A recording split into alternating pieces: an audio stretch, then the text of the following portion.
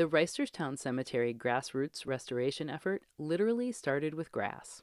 Sixth-generation Reisterstown resident Chris Larkin's mother regularly asked him to check if the cemetery lawn was being kept up, where many of their relatives were buried.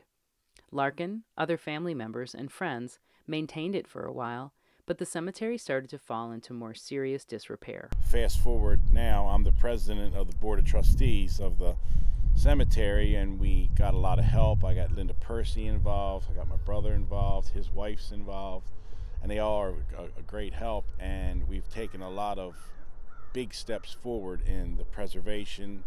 In March of 1758, German immigrant and farmer John Reister bought a 20-acre tract of land between his farmland in Frederick, Maryland, and Baltimore.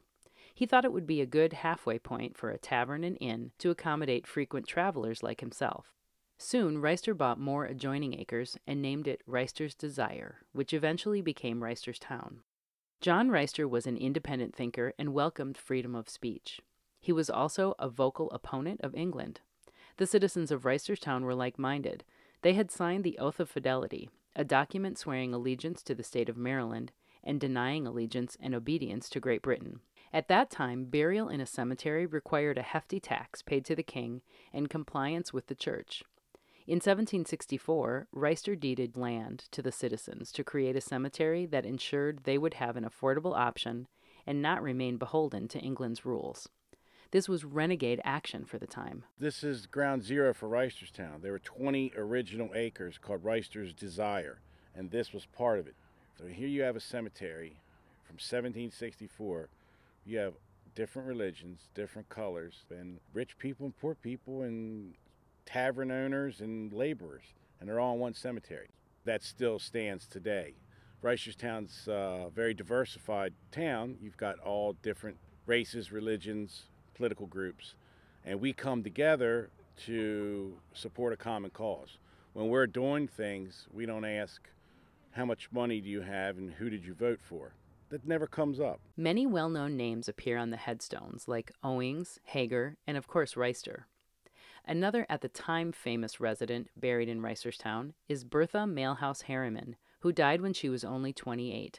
Her obituary from December 1903 reads, "She had a dramatic soprano voice of great beauty and range. She was leading soprano of Utah Place Synagogue, and she also performed just weeks before she died at the Pope's Jubilee service in the cathedral." Harriman was born Jewish, but converted to Catholicism most likely when she married successful businessman Amos B. Harriman. If we got rid of this little area, what would Reisterstown be? It would be a cut through to another place. I believe if a town loses its main street and its beginnings, it loses its soul because it no longer has what it started from. It'd be like a person without a heart. That's how I think of it. The Reisterstown Cemetery is completely volunteer supported.